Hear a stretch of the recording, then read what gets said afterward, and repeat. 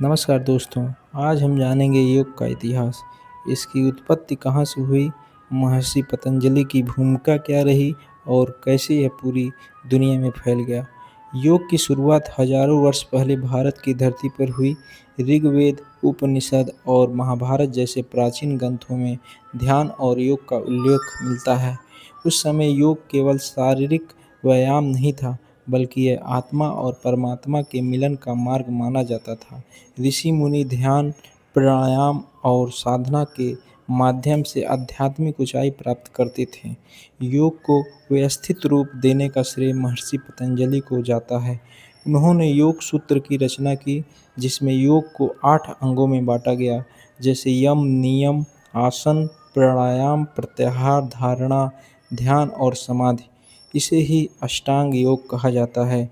पतंजलि ने समझाया कि योग केवल शरीर को मोड़ने का नाम नहीं, बल्कि मन और आत्मा को अनुशासित करने की साधना है। समय बीतता गया और योग कई रूपों में विकसित हुआ, जैसे हठ योग, राजयोग, भक्ति योग और कर्म योग।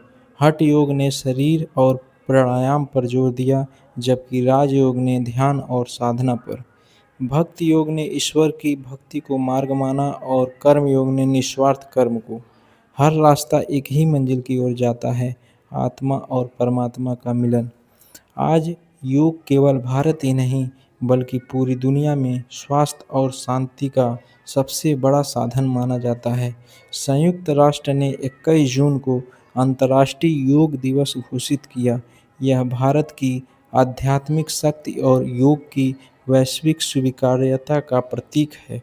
आज करोड़ों लोग योग करके न केवल शारीरिक रोगों से मुक्ति पा रहे हैं, बल्कि मानसिक शांति भी अनुभव कर रहे हैं। योग का इतिहास हमें यही सिखाता है, जब शरीर स्वस्थ, मन शांत और आत्मा संतुलित हो, तभी जीवन पूर्ण होता है। योग हमारी जड़ों से जुड़ने का मार्ग है और आने वाले भविष्य की कुंजी भी। आइए योग को अपनाइए और जीवन को सुंदर बनाइए। नमस्ते।